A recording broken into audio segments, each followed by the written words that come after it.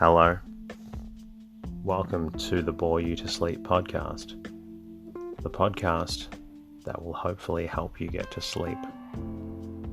I am going to read an open source book, one that is not particularly interesting, but one that is hopefully boring enough to get you to sleep.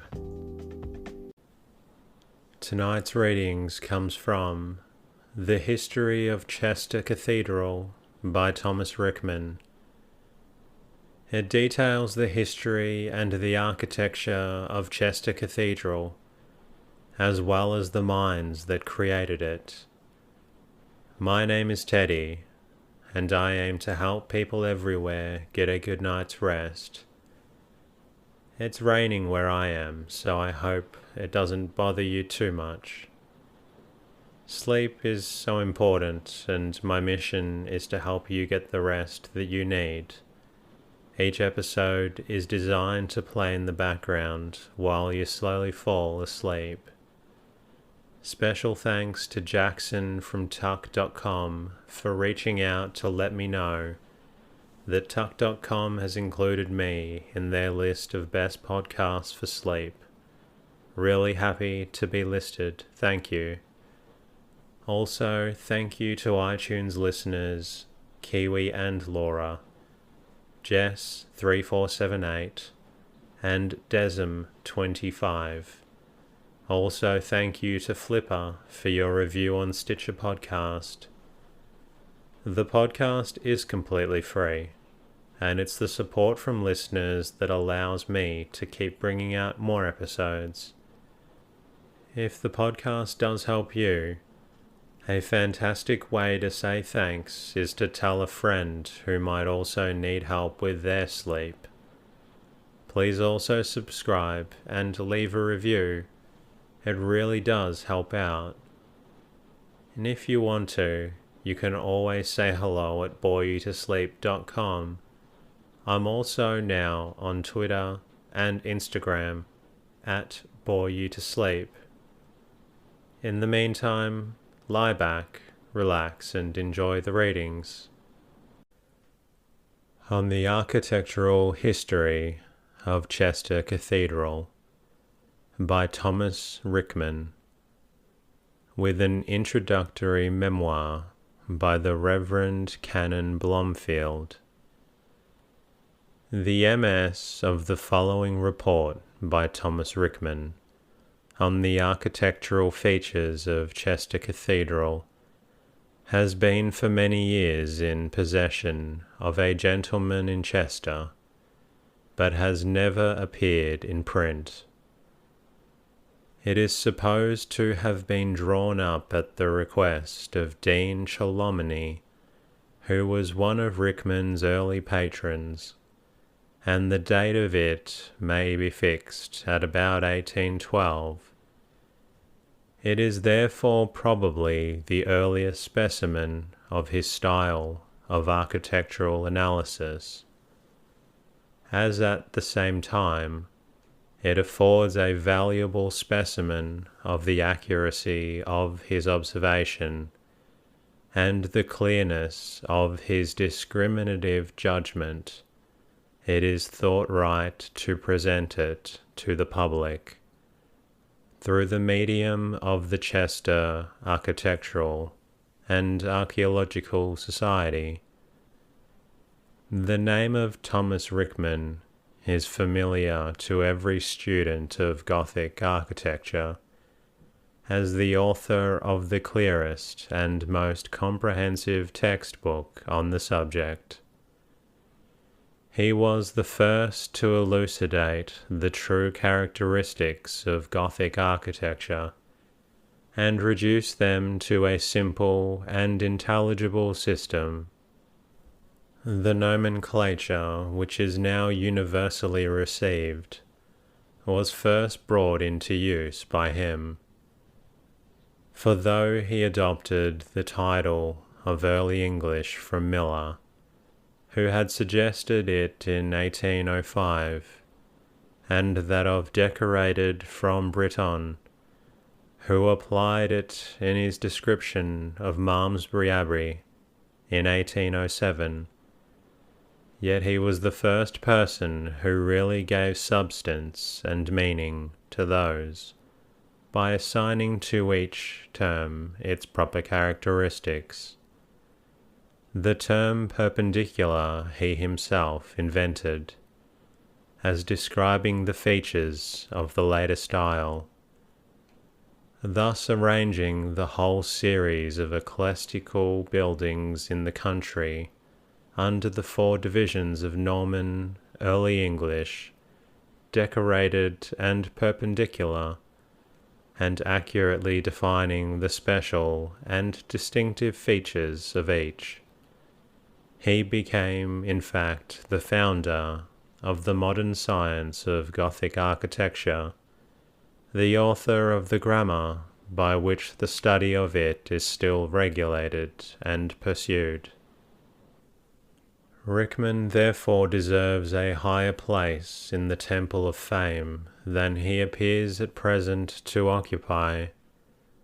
The habit of laborious and patient investigation, the sound and discriminating judgment, the faculty of nice and accurate comparison, which enabled him, wholly unaided by the science of labour of others, to work out for himself that simple yet clear and comprehensive system which secured this branch of architectural science from the ignorance and bad taste of preceding centuries, and established it on a fixed and certain basis, ought to place him at the foremost rank of men who have contributed to the advancement of useful knowledge. As the history of his life and labours is but little known, it may be an acceptable introduction to the reading of this report on Chester Cathedral, if we preface it with a short biographical memoir. Thomas Rickman was born at Maidenhead on the 8th of June, 1776, and was the eldest son of Thomas and Sarah Packman, members of the Society of Friends. His father's profession seems to have combined that of grocer and chemist and druggist, in which latter capacity he gave medical advice to his customers. Eventually he relinquished all but the medical department, and practiced as an apothecary, in which profession he wished to bring up his eldest son. Circumstances and his son's natural tendencies determined otherwise. It appears that even the strict and unaesthetic notions of his father's sect could not restrain the development of the son's taste for order and beauty of arrangement, which manifested itself in the first instance in a passion for military display. As a boy, he was eager to attend every review and parade which he could possibly reach, and to make himself master of all the details of military evolutions. He employed his leisure moments at home in drawing figures of soldiers, cutting them out of pasteboard and arranging them on tables in an upper room, which he had appropriated to himself. He made several thousands of these pasteboard soldiers, both cavalry and infantry, and disposed them in order of battle, to illustrate some prints which he had procured of celebrated battles. He studied the history of the modern campaigns, and knew the services of all the officers in the army list. He could tell the details of the uniform of every regiment, not only of his own country, but of the most of the continental nations, and understood the strength and value of the various instruments of warfare better than those most who used them. It does not appear that this early tendency to military tactics ever led Rickman to take an active part in them, though it may have served to unsettle his views for some time with regard to the choice of a profession. His father removed to Lewes in Sussex in 1797, and Thomas then went to London, first as assistant to Mr. Stringer, a chemist in the Strand, and afterwards to Mr. Atkinson, an apothecary in Jermyn Street. But disliking the profession, or the town, he removed to Saffron Walden, and entered into the service of Mesday and Greer grocers in that town. From thence he again went to London, and prepared himself by walking the hospitals to act as his father's assistant at Lewes, whither he went in 1801. But he was still unsettled, and again repaired to London in 1803, to enter into partnership with a corn factor. While there he married his cousin, Lucy Rickman. On the death of Mrs. Rickman in 1808, he removed to Liverpool and entered the office of an insurance broker. Here it was that his taste for aesthetic forms and methodical arrangements again overcame his sectarian prejudices, and directed his attention to the study of architecture, and especially church architecture. The business of his office, which commenced at 10 and closed at 4, gave him much leisure. This he employed in making excursions on foot into the country round Liverpool, and examining the details of all the churches which he could reach. He would start very early in the morning, and accomplish a good deal before his office opened, and on Saturday afternoons he would set off on a longer journey to more distant places, and spend the whole of Sunday, which had no special claims on his Quaker conscience, in pursuing his favourite researches. This course he pursued with untiring industry for several years, until he had made himself master of all the characteristics of church architecture which could be found in that part of the kingdom. He afterwards extended his journeys to other counties, and examined and took notes of the special features of almost all the churches in the kingdom, making accurate measurements and drawings of all that he thought worthy of notice. In this laborious investigation he spent not only many years, but many £1,000, and he thereby accumulated a vast fund of architectural data, on which he founded the system of classification of styles, which is now universally accepted. His maiden sister followed him to Liverpool, and opened business as a confectioner, and those who were conversant with that town some 40 years ago may remember her very odd-looking shop-front, the design for which is said to have been taken by Rickman from the choragic monument of Thralassus in Greece.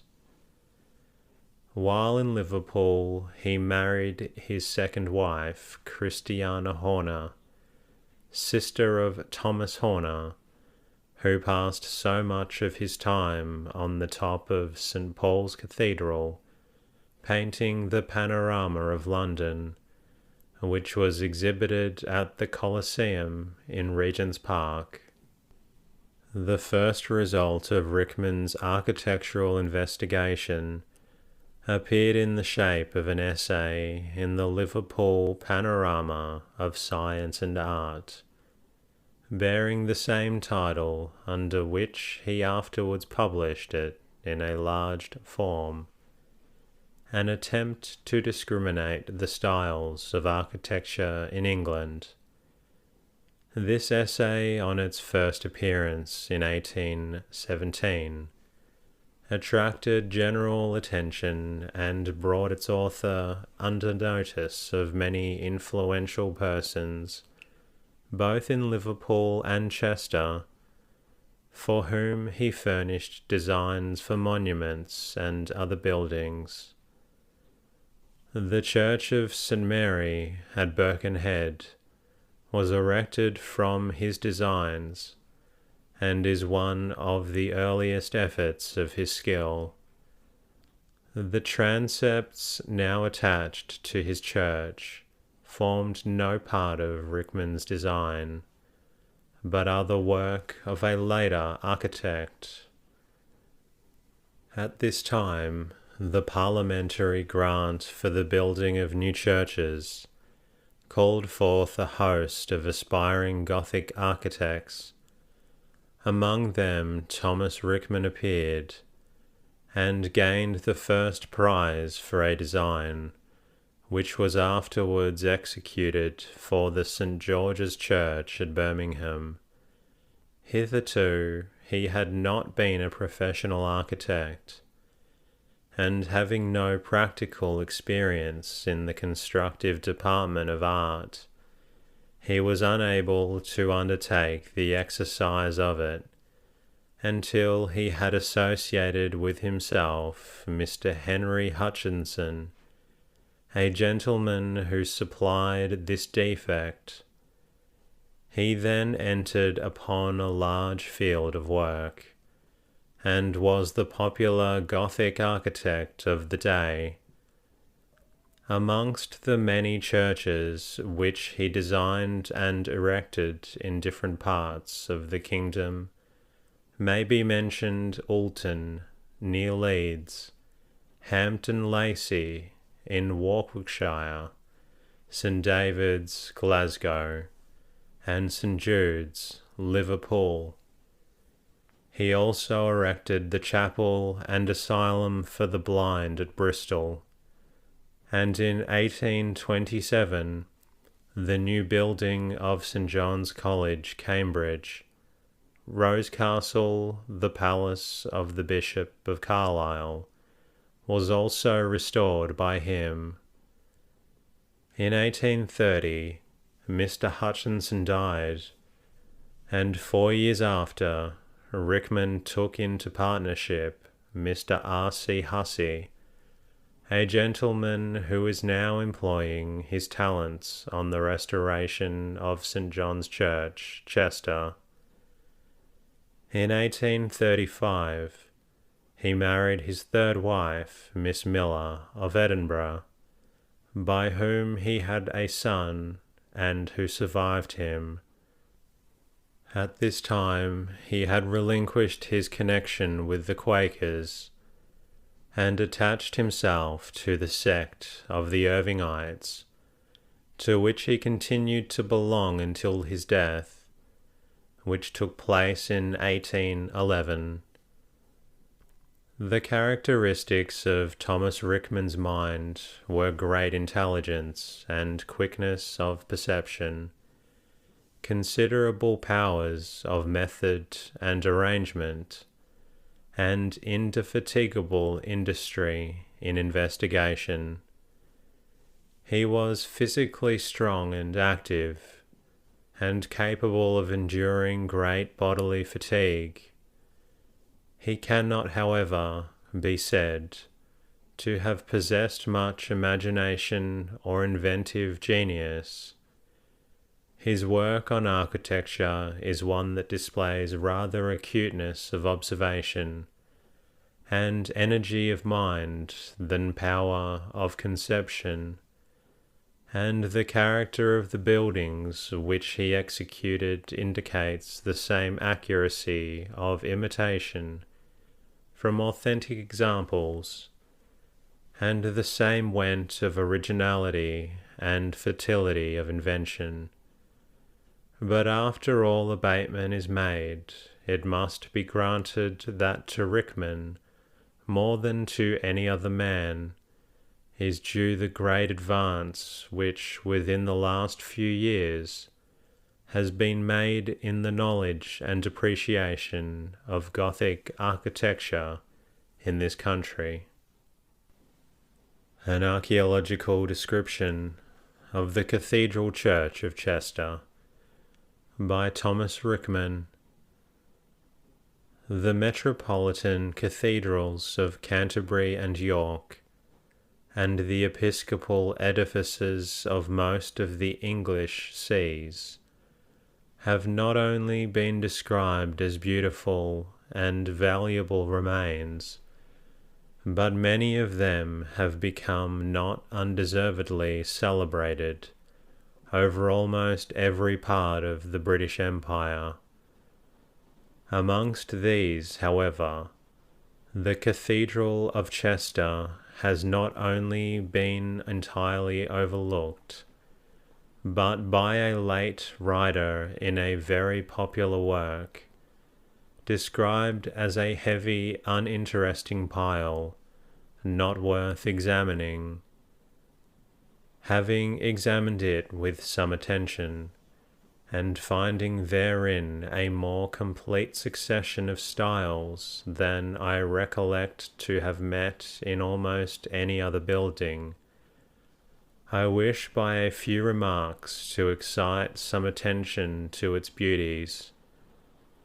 I therefore beg leave to offer a slight sketch of what appears from its present state to have been the order of its construction. From the situation of those remains of the Norman fabric which are still visible, I have little doubt the present church stands pretty nearly on the same foundation as Norman did, for these remains consist of the north wall of the nave, forming the south wall of the cloisters, and of the east wall of the north transept.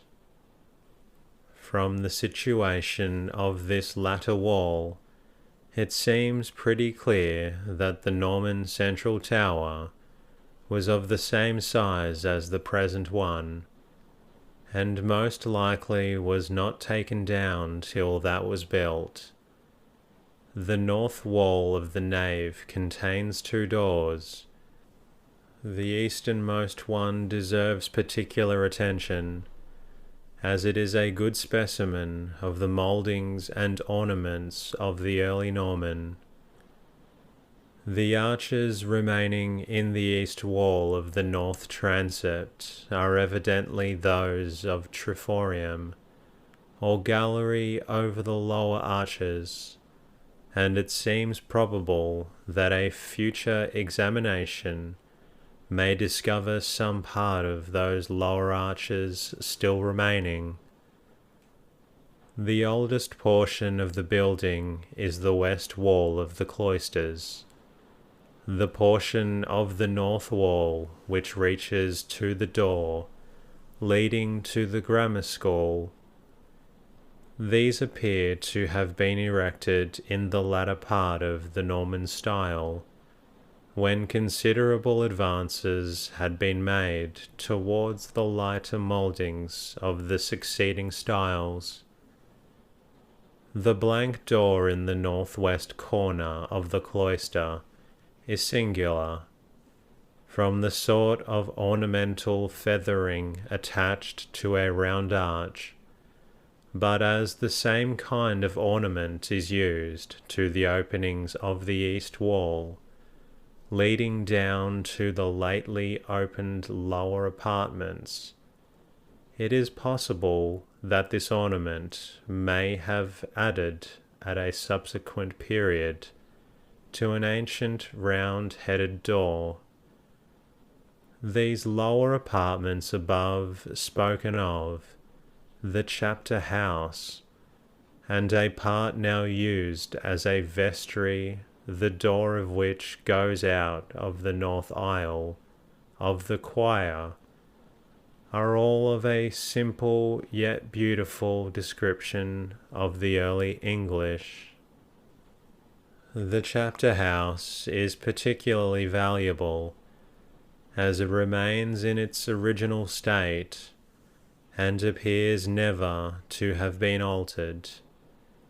Its vestibule is a composition of singular beauty from the simplicity of its formation, and is, with the arches in front to the cloister, now filled with some wretchedly ill-drawn sashes of the same style.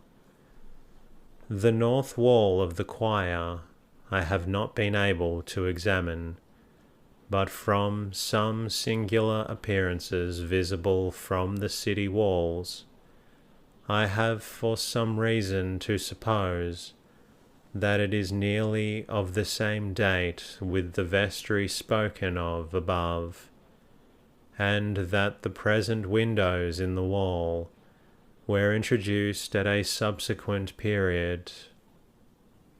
Next in order of date appear to be some of the walls, buttresses and interior arches, and perhaps some part of the Lady Chapel, but they have been so altered by and intermixed with the reparation of the chapel in the perpendicular style that it requires close inspection to find them out.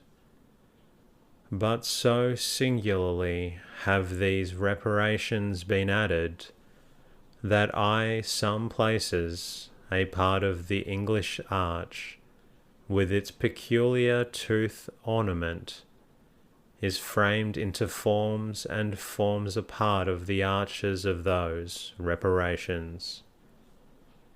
Towards the conclusion of the early English style, the piers and arches and gallery of the choir appear to have been erected, and though the shafts of the piers appear to be nearly similar, there is a curious difference in the mouldings of the arches on the north and south sides of the choir.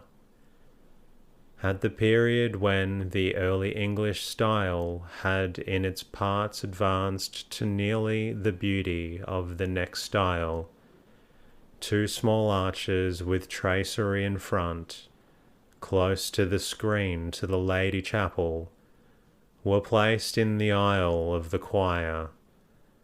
These are of beautiful workmanship, and nearly resemble arches in the galleries of Westminster Abbey. There are also two arches in the south wall of the choir, flattish and of considerably broader dimensions, and having feathering whose mouldings are very like those of these two arches. From this circumstance I am led to conclude that this wall also, at least as high as the bottom of the windows, is of the same date, say perhaps 1280 to 1300. From appearances as they now remain, more particularly as there is no trace at present of what the northern-south transept was, I apprehend the situation of the church about the year 1300 to have been this: the nave, north transept, and great tower remaining in their original state, the walls of the north aisle of the choir, and the whole of the Lady Chapel, together with those of the choir as high as the top of the gallery or triforium, completed so that service could be performed in the Lady Chapel, and perhaps with a temporary roof in the choir itself.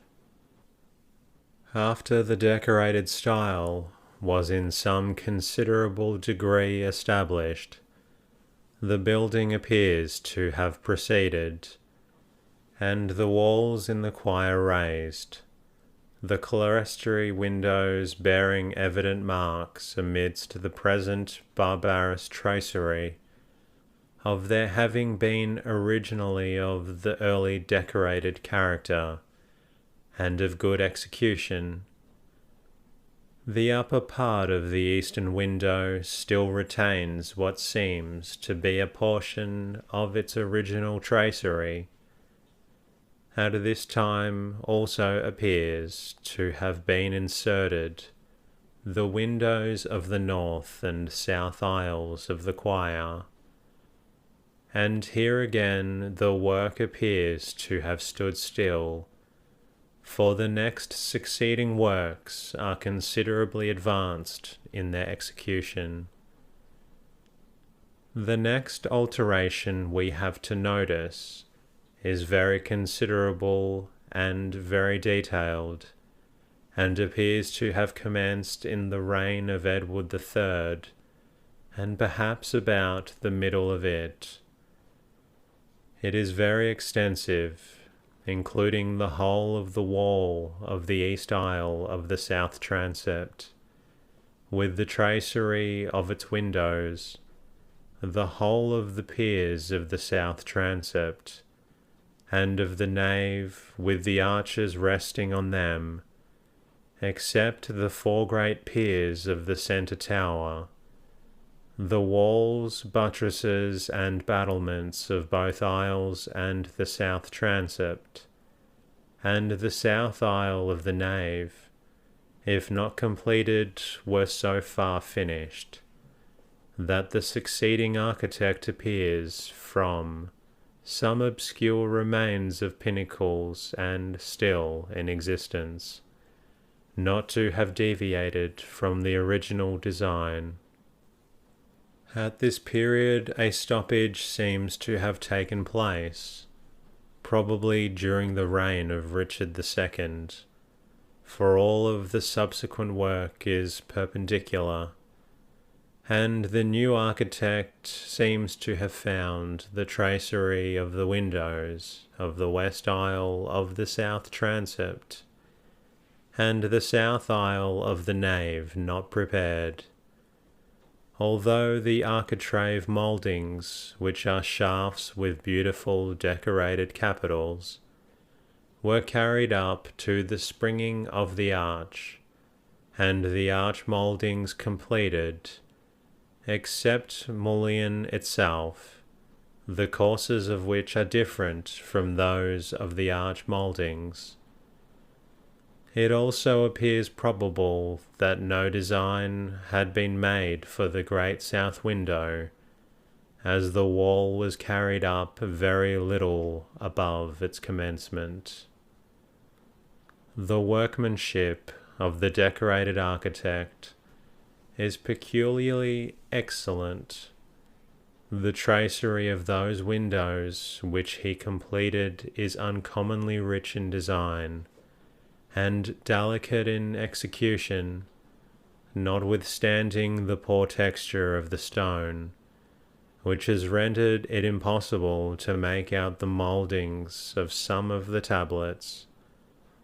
Enough remains in parts a little defended from the weather, to show the excellence of the exterior workmanship, and the capitals of the interior piers are of design, which, if they were cleared of their numerous coats of whitewash, would be equal to many in York Minster. And that concludes the readings from this evening's episode. I hope you're feeling drowsy and close to falling asleep. If you're not quite there yet, please feel free to listen to another episode. In the meantime, I'll be working on a new